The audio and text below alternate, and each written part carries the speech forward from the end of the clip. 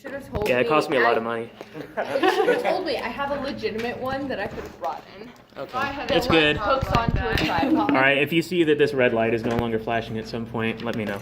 Okay. All right, I should probably. Are you like just gonna send the video to them? I just put it on YouTube on a secret channel.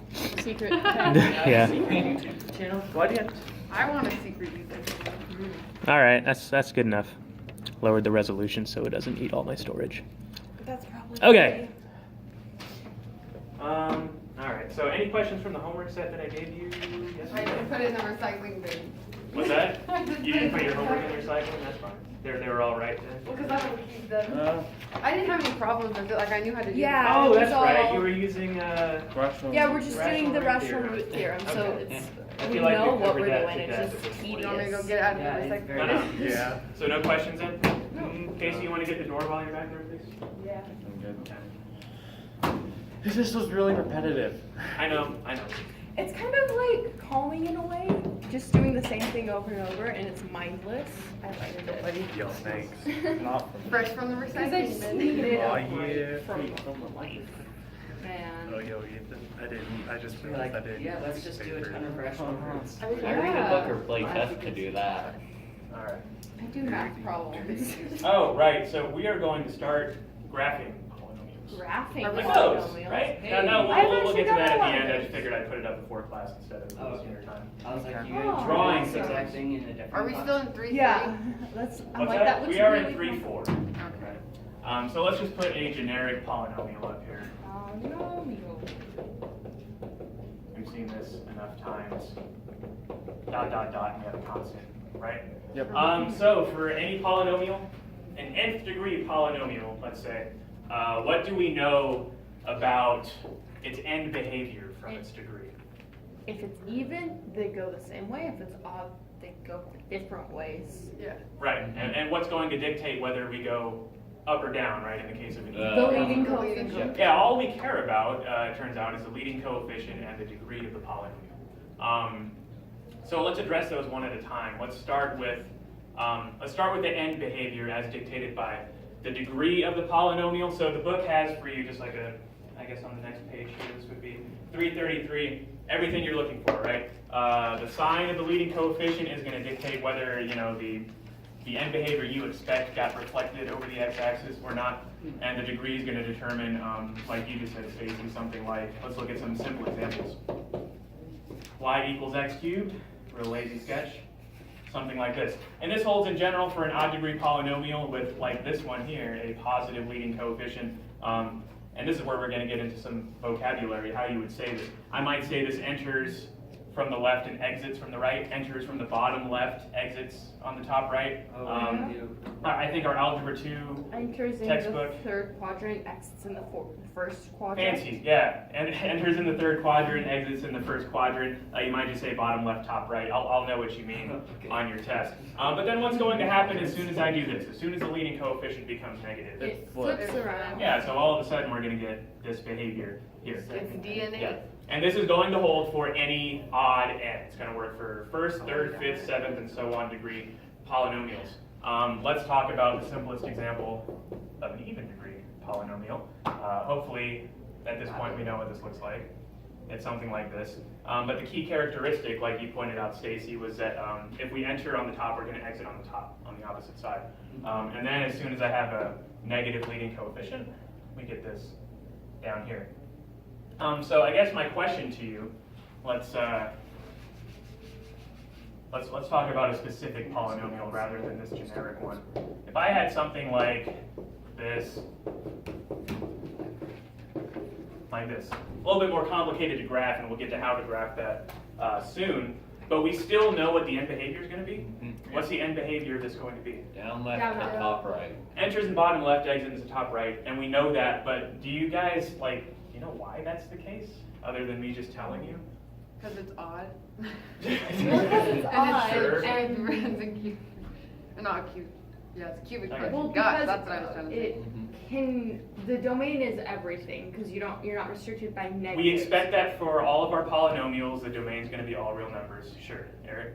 Oh, That's the good. range, the range. For odd degree polynomials, you focus on the largest term because the largest term is exponentially bigger than all the other ones, so it will overpower it the higher or lower numbers you get. Yeah, that guides our thinking for any polynomial, odd or even degree, is what's going on with this leading term.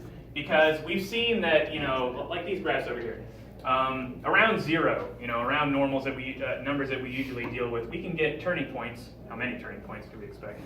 For an n degree polynomial, how many turning points? N minus 1, there, we covered that part of the book. But we see that in here, it can get a little bit hazy as to what goes on. But we know that at the extremes, as x goes towards positive infinity and x goes towards negative infinity, we have prescribed end behavior that we expect. And for this one here, a really, really lazy sketch of what's going on is this right here. We don't know what's going to happen in the middle until we find the roots and get into what we'll get into later in this section. But Eric, like he was saying, when x gets astronomically large, this leading term dwarfs the others, right? Think of x being a trillion.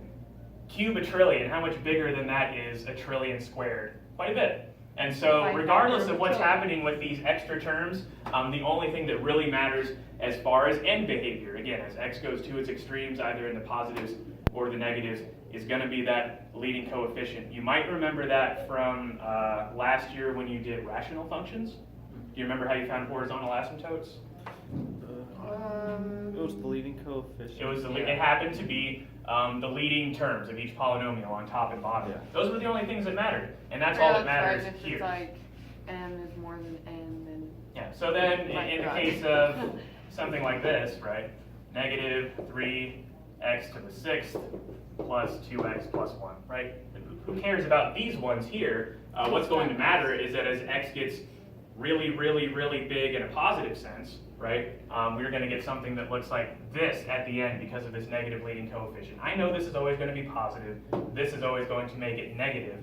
And that's why, regardless of what happens in the middle, we're going to get this as x goes towards negative infinity, right?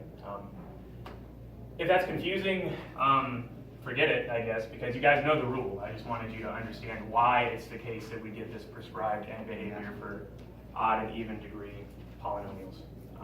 Anyways, moving on. Let's see. Now we already did this. We identified the end behavior. Maybe let's just do one more. Let's talk about this g of x. And we're not going to graph it yet. We're just talking end behavior. It'll be down. What's that? It'll be up, down. Yeah, before I even finish writing the polynomial, assuming that I'm writing it in standard form, you look at this thing right here, you forget about the rest. We know, we just saw it here, right? We know that for an odd degree polynomial with a positive leading coefficient, we'd enter from the bottom left, exit in the top right, and what we learned about many transformations of functions up to this point is this negative out front, this negative leading coefficient flips it, and so we get the opposite behavior. We come in the top left, exit in the bottom right. And so this is just a piece of the larger puzzle that we'll use once we actually start finding roots of polynomials. And you guys have been finding roots of polynomials for days. But in the sense of graphing these, knowing the end behavior is going to be a very large part of graphing it. Moving on. Right. Okay. You tell me, if I come up with another polynomial, we're just going to sketch a small part of it, right? Let's say I've got x plus 5 squared, and I got a x minus 1 and an x minus 3. Something we've alluded to in this class is local behavior around each root. You guys have spent some time finding roots of polynomials, and when we graph them, there is a behavior we expect around each of these roots, and it's dictated by the multiplicity of each root. I'm certain we've talked about this before, but do we remember, for instance, well, first of all, what's the end behavior of p of x at large? It's Up. It's going to be Up, right? Because we have a second, third, fourth degree polynomial. We see that each instance of x has a positive coefficient, so then the product would also be positive. So we know we're going to have something like this, and in the middle we'll figure it out. Let's just focus on a couple of these roots, and we'll get to pictures like that at the end where we actually tie it together. But here, at -5, this is the first occasion where we are going to cross the x-axis. And so we know we're going to come from up here somehow. And then the question is, what's going to happen as we reach -5? It's gonna act like a quadratic because of the multiplicity. Yeah, it turns out it's going to act as if it were a quadratic, as if it were a second-degree polynomial in this local area, right? And so we expect this to bounce off of the x-axis. And then next, I'm getting a little ahead of myself here, but next, our next instance where we cross the x-axis looks like it's at x = 1. And so if we were, say, here, if say we crossed the y-axis here, what would happen as I approach 1? It'll act like a linear. It'll act like, yeah, it's going to go through it, and more specifically, it's going to act as if it were a linear function. And I suppose I could ask the question again, like, why is that true? Anybody have any thoughts about that? No. And this isn't something you're going to be asked on your homework or even on a test. But it's something that. But it's something that matters. So here, let's think about. Let me erase this for a moment. Let's think about p of x, and let's start to wonder what happens as we get close to 5. So I'm going to make like a XY table here. And this is the kind of thinking we get into a calculus class, like let's get really close to a number. So if I was at, say, how about -5.1, -5.01, and let's say that p of x, we're going to turn our brains off for a moment and say it already has a sign attributed to it, right? At large, this polynomial is either positive or negative. As we get close to -5, is the polynomial going to change signs once we eclipse -5, once we get to the other side? So say I get to -4.99 and -4.9. From here to here, is this polynomial going to change signs? No, Why not? because it's bouncing off. Well, sure, but what specifically from this factor gives us that behavior? Eric? The square. Well, the square. The square, yeah. It always Yeah, makes it positive. we know that because it has an even power, it's always going to be positive inside. And so whatever's going on with however many linear factors we have here, whatever sign that's taken on, this isn't going to change it. And that's why we bounce off. Conversely, if we consider what would happen as we approach x = 1, whatever the sign of p of x is, as we get really close to 1 with numbers like, 0.99, and on the other side, 1.01, is the sign of this factor going to change? It is, and that's going to change the sign of p of x at large. Does that make sense? Another instance of this is not something you need to cite on a test, but it's a good understanding of why these things happen rather than me just saying, look at the table on page 300, whatever. So anyways, to summarize, even multiplicity, we bounce off the x-axis. Whichever side we start on, right, not necessarily going to be on top or on bottom. We're going to stay there. And then with odd multiplicity, we're going to pass through.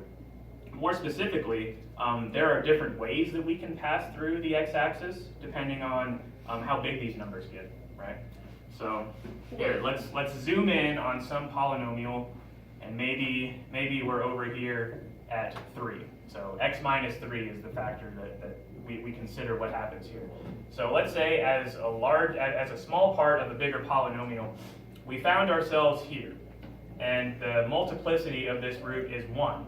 Stacy, you already said it, but when she says we go through like it's a linear function, that's a straight line. What's going to happen instead if this has still an odd multiplicity, but specifically a power of 3? It acts like the third degree, so it does the squiggle thing. Yeah. Yeah, it has a little wiggle to it, right? So we just a few moments ago graphed y = x cubed, and so in this local area, it's going to have this behavior. It's not going to go through like a line. It's still going to pass through, but it's going to look like a cubic.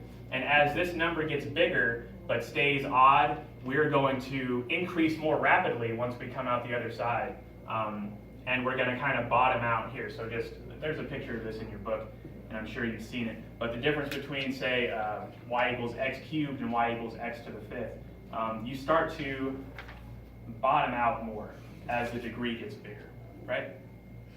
Anybody know why that's the case? So here, let me do a really lazy sketch of y equals x cubed and y equals x to the fifth. So here, and I'll just focus at what happens around 0. So something like this, and then over here. Like logically that makes sense because the difference between 1 and cube is the fact that it kind of does the bottoming out thing, so making it more drastic does make sense. And if you restrict your focus even between 0 and 1, the kinds of numbers that we're raising to the third power and the kinds of numbers we're raising to the fifth power are like fractions between 0 and 1. They're decimals, like 0.5 and 0.4. And what happens if I take a number like a quarter and I raise it to the fifth power? It gets even closer to 0, right? And so that's why as this number gets bigger but stays odd, we get the same general shape. But before we take off towards infinity, faster, and before we plummet towards negative infinity, here, between -1 and 1, we're going to hug this x-axis because our numbers that were already small are being made that much smaller by this large exponent. So, anyways. Moving Does on. it ever like do bottom out so much that it starts like tilting? Starts tilting. Like it goes up and then down and then up again? We've seen that we get turning points once we start tacking on other terms to this polynomial. Y equals x to the fifth doesn't have any of those minimums and maximums that we've seen. And just to clarify, it may appear as though it flattens out for a time there. That's because I sketched that haphazardly. We don't actually have a horizontal line at that point. It just, from a zoomed out perspective, it seems like it might be flat. It's not. It's always increasing, right? Always increasing. So at a root, it will never go up and then down again and then back up? No, we would have to have a successive root, another root for us to go back through the x-axis. And so this section spends a lot of time on polynomials that look like those on the right board, which give us behavior around a certain point on the x-axis. Keep in mind, only real roots are going to give us points where we cross the x-axis. Those imaginary roots that we find from something like y equals x cubed, certainly 0 is a root. And it has multiplicity 3, but we get other polynomials where we've seen the imaginary unit I pop up as one of our zeros, and certainly that's not going to give us any place on the x-axis where we're going to cross. I have a question. Yeah. Didn't we discuss earlier how like the tangent line of the thing of a turning point, the slope of that was 0? Yeah, so yeah, you guys were asked, oh right, because we were doing like maximizations of parabolas, right? Yeah, So and how to find the point where it turns like on the y-axis, because you know that it turns between, say on that third graph, between -3 and -1, but we didn't know how to find like where. Yeah, and we're going to get to this at the end of this lesson. We're going to start tying together the end behavior of a graph, the local behavior around each root, and then the only question left is what happens between each of those x-intercepts. And so what we're going to do in this class is we're going to pick a point in between. So take a look at this Roman numeral 1 graph. We would say, well, what happens at -1.5? And then whatever that is, we plot it. But that's probably being a little disingenuous because couldn't it be the case that it actually attained a local maximum up here and then maybe kind of crashed down through here? It's not always the case that directly between any two intercepts you're going to get a maximum or a minimum. So yeah, what we were talking about when we were maximizing these parabolas is we can figure out exactly where those turning points are by taking the derivative and setting it equal to 0. Because we found that the derivative gives us the slopes of these tangent lines, and anywhere where my tangent line lays flat, it has a slope of 0, that's going to give us a maximum or a minimum. So it's a more precise way to do what we're doing in this class. Here, it's sufficient to find the x-intercepts, know the end behavior, and know how we connect the dots. In a calculus class, you could be more precise and find out exactly where we get a maximum like this. Or in the case of local maximums and minimums, these turning points would be much more precise. So derivatives, you explained it as the instantaneous point of change, or the tangent line where. Yeah, those are the two. slope of the If you can tangent. remember those two things about what a derivative is, like you said, the instantaneous rate of change versus the average rate that we've done in here, and then the slope of the tangent line at any x, then you know derivatives. And you'll be good at How do you calculus. find a derivative? Like, what's the formula? Turns out there's lots of different ways to find derivatives based on I mean, I'll show you one real quick. Like here is like the biggest rule to remember when you're finding derivatives, and this ties in nicely to what we're doing with polynomials. So I'll just put an example up here. If I had f of x equaling, say, 3x squared plus 2x minus 1. So there's something called the power rule. And without getting into, this is something called Leibniz notation. It's basically saying find the derivative of the function. We'll just leave it at that for now. But if I'm finding the derivative of something like this, we have lots of those in our polynomials, right? X to the n. All you're going to do, I mean, the pattern's pretty easy to see. This exponent comes around as a coefficient, and then we drop the exponent by 1. Every time. Oh. Another rule that we'll need to finish this example here, if I took the derivative of a constant times x to the n, turns out the constant stays. You can envision it. It's a separate rule where you can bring the constant out here as a coefficient. So what we would get here, knowing that only the x to the n part has a special power rule associated with it, we're going to get c times n times x to the n minus 1. So we're going to use these two things to figure out what the derivative of this one is here. So then, we're getting way ahead of ourselves. So then we're going to find the derivative of this polynomial. The derivative that we can use to find out exactly where its turning points lie, right? And actually, maybe let me, we'll just do this. We're going to find where the turning points lie. How many zeros of this derivative do you think I'm going to get before we find it? 2.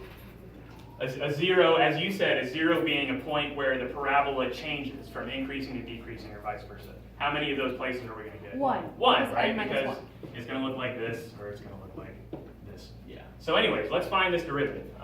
By these rules here, this is going to be 3, because I don't need to worry about the 3, it's a constant, times, you see it's going to be 2 times x to the first, by this rule.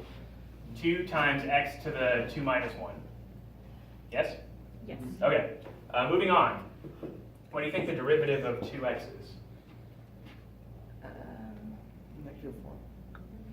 Well, It's just 2. maybe 2. It's just 2, Yeah, right? just Because the we have this exponent here, it comes around, so I have 2 times x to the 0, which it turns is out. always 1. Yeah. There you go. So this is going to be 2. So here, let me clean up this word. Say this is 6x plus 2. And what do you think about this derivative here?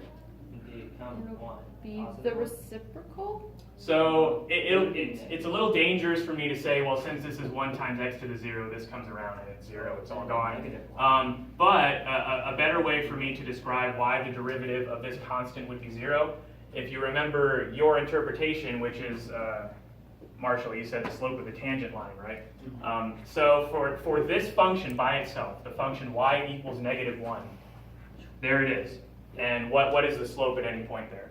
0. So that's why the derivative of any constant is 0. So this right here would be our derivative of f of x. That's what this little tick mark here says, f prime. It means it's a derivative. So then I can use this function to figure out precisely where the vertex is, which is kind of neat, right? At least the x-coordinate of the vertex. So if I set this equal to 0, right, the derivative set equal to 0 is going to give us any point like this one, or this one, or this one, or this, or any of these, where I have a flat tangent line. So I could just solve it. So I get -2 is 6x, looks like -1/3 equals x. And so that would be the x point where the vertex lies. I don't know the y coordinate, but how do you think I could find y? Just plug my x in. Plug it into the original function, and we could check our work, and I hope we did it right. So then, if I find the vertex the old way, I think we did this last week or 1/9, something, which is h is going to be -b over 2a, which is going to be -2 over 6, which is -1/3. There it is. So, helpful for finding the vertex of a parabola, more helpful to find precisely where we turn around on these more complicated graphs, where really in this class it's going to be guesswork. You're just going to plug in a point between any two roots and then say that's the max there, or that's the local minimum. Why do there. those rules work? Well, I would have to take. All right. Well, Proof. sure. Let's talk about that. Okay. So rather than me just prescribing for you some shortcut rules, it turns out when we find the derivative of a function, do you remember when we found the average rate of change? Yeah. We use this difference quotient here. Yes. Yep. Yeah. Yep. Okay, we worked a long time on that one. And this was for any interval of length h. Yeah.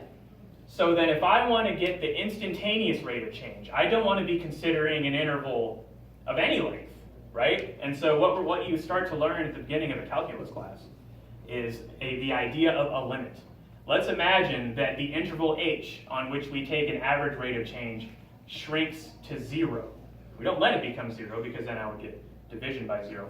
But let's imagine that it shrinks to nothingness. And so once that distance between a and b, right, we saw the other way to express this difference quotient. Once the difference between the beginning and the end of an interval goes to 0, we're no longer taking an average. We have an instantaneous rate of change. Does that make sense? And so just to draw the picture again, you know, if I've got this curve right here, here's A, here's B, here's f of A, and here's f of B. So at first we would say f of B minus f of A over B minus A. We converted it to this form by allowing this to be h, right? Anyways, so this is the definition of a derivative. The rules I had up here are just shortcuts that come from this definition. And if we actually use the function in question here and evaluate what the limit is, we'll find that we get the exact same thing. It just takes a little longer. So for our specific problem, it's going to be the limit as h goes to 0 of, so now this is where you guys should help me with the rest. You should be able to tell me how this quadratic plugs into this difference quotient. Yeah. So what's going to be in the numerator? The numerator is it? So It we looks plug like x it's going to plus be h 0 on because if Hold h on. is 0, then f of x minus f of x is 0. I'll tell you you're getting ahead of yourself, Mhm. and we'll see why in a moment. Marshall, you had it. Doing the short or the long way, plug x plus h everywhere that Yeah, good. there's an x. So we got 3 times no longer x squared, it's x plus h squared, plus 2x minus 1. And here, you know, we talked about you got to be real careful with your parentheses here. And so now it's just the original. Oh, I forgot the x plus h. Yeah. X plus h minus 1 minus the entirety of the original function. And when I said this is the long way, I mean this is the long way. I'll see that. Okay, let's come back over here so I don't erase the stuff on the other board. Okay, how might you go about, you don't even know what a limit is, but what might you do here? Limit. Start by simplifying. Start doing stuff that you know how to do. So let's start doing stuff. We're going to Like have, simplify, from this maybe? one here, we're We going to need have to FOIL 3x x plus squared plus 6xh, right? Plus 3h squared. Correct me if I make any mistakes. And I'm going to need more room than this arrow allows. Then we're going to have 2x, 2h. I'm going to have minus 1, minus 3x squared, minus 2x, plus 1, all over h, and I can't forget that I've got another limit here. The limit as h goes to 0, not lose sight of what we're doing. So a lot of Okay. those cancel out. Turns out a lot of them cancel out, yeah. We've got, let's write what doesn't cancel out, right? Because here, just for illustrative purposes, 3x squared, negative 3x squared, negative 1, positive 1, 2x, negative 2x, and we are left with With an h. everything with an h. 3h squared plus 6hx, and what am I missing, 2h? Mhm. And this is all over h. Then you And this can is the limit, as h goes to 0. We still have division by 0, but we can do something. take out the Plug H. in numbers that are really, really, really close to 0. That's where we would start in a calculus class. Before we start finding the derivative, we would say, well, let's plug in numbers really close, because that's going to give it to you. But Garrett, I think you said factor out an h. That's what we're going to do. Oh, that was, okay. That was me. So People. I the got limit you. as h goes to 0, once I take an h out of here, I've got 3h, let's see, plus 6x plus 2, all over h. What's going to happen now? The H cancels out. H over h is 1. Yeah, so we've got Oh, the gosh. limit as h goes to 0 of 3h plus 6x plus 2, that's not a good looking 2, plus plus 2. And so now I will tell you it is okay to make a substitution here. In calculus class, we would say, well, since this is a continuous function, we've talked about how polynomials are continuous in here, actually smoothing this, right? We would allow h to be 0. So when h becomes 0, this term is gone. This is 6x plus 2, and that might look familiar because that was a derivative we found like an hour ago. There it is. I don't remember why we started doing this. I want to know why the I rules were. didn't believe Turning you. points. We were talking about turning points, right? So, yeah, it turns out in a calculus class, you learn it the hard way, right? Yeah. And then you learn the rules that come from the long way, but allow you to do it much faster. So this function here, and we saw how it gave us the vertex a while ago. This would give me any turning point. We only expect the 1 with the second degree polynomial. So yeah, calculus is going to make things a lot easier, turns out. Not just in math, but physics as well. That's the main thing that I've learned from this class. Like, I've learned a lot of like rules and things, but the overarching theme is calculus is going to make everything easy. Well, think about how it is for me teaching, like, Algebra 1 or something. It's like, come on, we could do this in a much easier way, but we got to do it the Algebra 1 way. And here, we got to do it the college algebra way. Anyways. Like, you guys did the maximization problem, right? Where it was, what, maximize the fencing and the pasture. Yeah, For some weird dimensions they gave us. And so what you guys did was you turned it into a quadratic, and then you found the vertex and understood that the x-coordinate of the vertex was our x dimension, our width of our pasture, and then we plugged it in to get y. Well, once we would have found the quadratic, we could have just found the derivative and set it equal to 0, and that would have been another way to do it. So, and you actually do that a lot in the calculus class, maximizing and minimizing things that aren't. It turns out maximizing a parabola very easy. Maximizing other crazy functions in a defined area not as easy as just finding the vertex, because not everything has the nice behavior of this. Oh, there's the max, right? So in general, although what we learn in this class will be really useful for maximizing quadratics and minimizing quadratics in some other senses, there are way more types of functions in second degree polynomials, turns out. And so the derivative is how we're going to find maximums and minimums. In general, right? Okay. Let's see. Back to Back the to what it is we're talking about.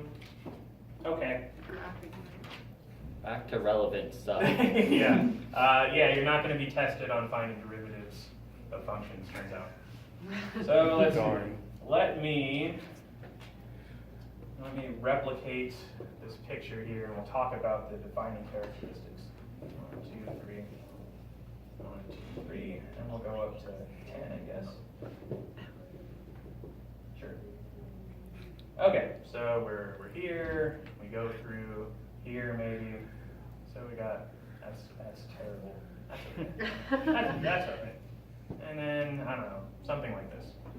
Anyways, it says state whether the degree of f is even or odd. It's odd. From this It's lazy a sketch, you five. can still see it's odd because we opposite corners, right? Yeah. There is going to be And a it's- multiplicity of 2, though. Yeah, there's a multiplicity of Yeah. 2 and a multiplicity of 3. Yeah, so we can just start naming things, right? I could say, I know the leading coefficient is positive or negative?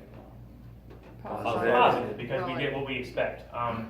And then, like you guys have pointed out, I can talk about the roots themselves. I can say, I know that for this polynomial It's p of x, x plus 2 to the third. And x minus. at least to the third, right? It could be the case that that's multiplicity of 5, 7, 9. Certainly you can't tell that from my sketch, but Wait, why would it be to the third? Wouldn't it only be to the? Because it's not a Because it perfectly has- straight got a little- line in It that. has a squiggle. Oh, I didn't. got a I little thought that was wave supposed to be to it. straight. yeah, if you look, yeah, that's my fault. Look at this one here. This one we could Yeah. see would have multiplicity 1. So And so then let's talk about this here, right? At the x minus 2 linear factor, It's the multiplicity of 2. at Multiplicity least. even. yeah. Even, yeah, so I mean, we could just say 2k, right, for some k. But this is the minimum scenario, and certainly we would have an a here. We could zero in on that a by maybe considering this point up here. But all that's asked of you is to say, I guess I should check the questions again. We said whether it's even or odd, We named the zeros. We stated whether the multiplicities are even or odd, right? The least case scenario there.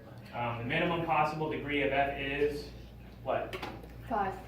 5. We could certainly get more if this was fifth degree multiplicity and fourth degree over there. And then domain and range. What's the domain of this thing? Negative infinity to infinity. And the range? Infinity to infinity. Yeah, it turns out polynomials are pretty simple, right? The even ones, we're going to chop off a part of the range. The odd ones, it's everything.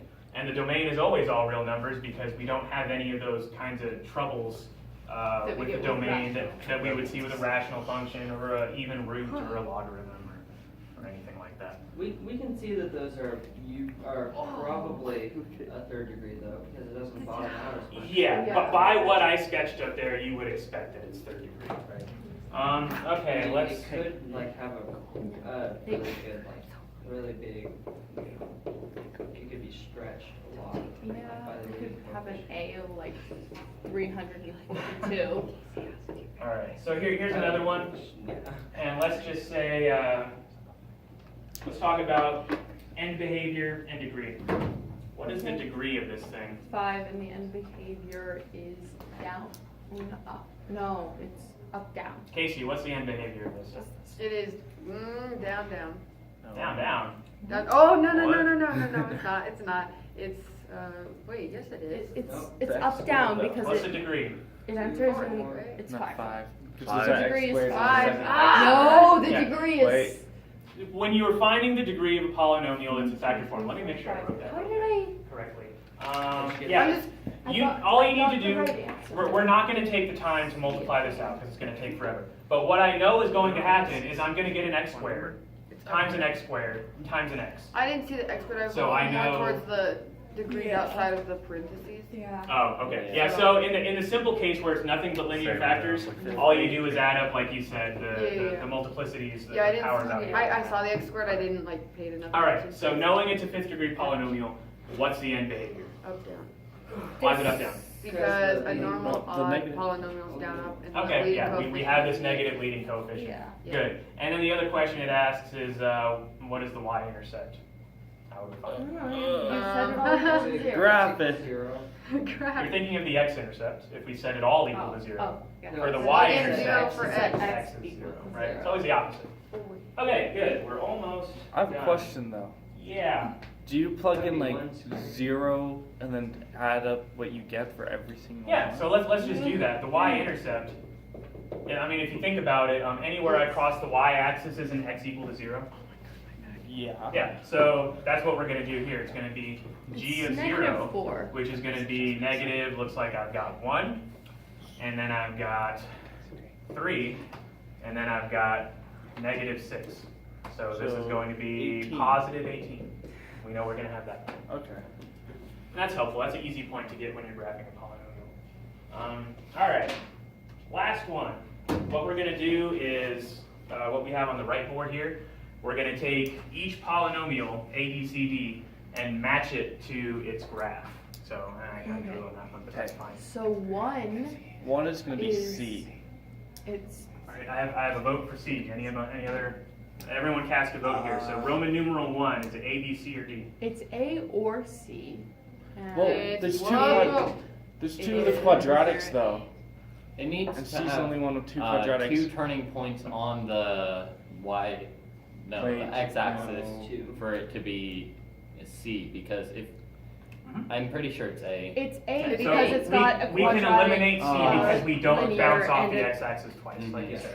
Yeah. So we're saying A now? Yeah. That's Yeah. what I heard? Yeah. Okay, let's make sure that's the case. So Negative 2 we should be have squared. a 6th degree polynomial with a positive leading coefficient. Boom, boom, and behavior is as we expect. Let's go root by root. As we approach negative 2, Oh, that's not right. It needs to be. It must be Yeah. C. It has Oh, it to has be to even, go so with it It has has to to be. be D. It's D then. Yeah, it's D. D. Let's take a D look is at even? D. Oh, D Yeah. is even. Yeah. That's right. Yeah. All right, Yeah. Dang so it. 6th Quadratic degree, the and- right end behavior because of a positive leading coefficient. I bounce off at negative 2 because of the even multiplicity.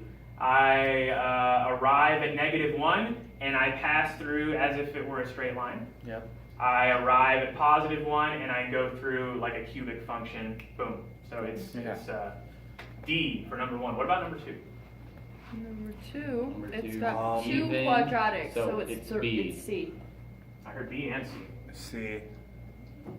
Well, it's odd, so Oh, it's either yeah. B or C, and it's I got think it's 2 C. It's C because it. ones where it bounces looks off like all. it's Okay, got so someone who 3. thinks it's C, walk me through. Okay, Walk me so through we C. have a Yeah, turn C. or a local maximum at -2 and a -1, and and then it goes through +1 at a cubic. Like Yeah, and it's a 7th degree polynomial with the end behavior we expect. Yeah. Okay, what about number 3? Number 3? It has to be It's A. Why is that so easy? Because it has the a degrees. turning point, And it's and the only none one of the left going up, up. multiplicities. Yeah, Yeah. we need to have, we have the end behavior of an even polynomial. A is an even degree polynomial. Not an even polynomial, an even degree polynomial. I don't know which one B Yeah, is. that's different. Yeah. B's difficult. That's I the don't hardest. Okay, and it obviously as a check of your work, you would want to make sure that you ended up on the right one. And at -2, we pass through like a linear function. At -1, we pass through like a linear function. At +1, we go through like a cubic, and we get the behavior we expect for an odd degree polynomial with a positive leading coefficient. Yeah. Okay, is that still recording? Yeah. Good, that went well. All right, so homework today, 3.4, let's see, 7 to 55. And find the derivative. And for each yeah. function. Derivatives. Remember when we got like one of those? We got something that was from calculus when we were on a It was polynomial. point of Oh yeah, they asked you the inflection point. Yeah. inflection. Yeah. I tried to say point of inflection. Yeah. I was like, what? Turns out that's the second derivative. The Once you've taken a friction derivative, you take a derivative again. The derivative of the derivative. Yeah. Ooh. And that'll give you, so, all right, here. Just real quick, describing what an inflection point is talking about. This behavior here, you would say, have you heard of concavity? You know, No. like, what it means It's when I like say something is how- concave? Oh, Yeah, yeah. Bowl shaped, right? This is concave down, this is concave up. Okay.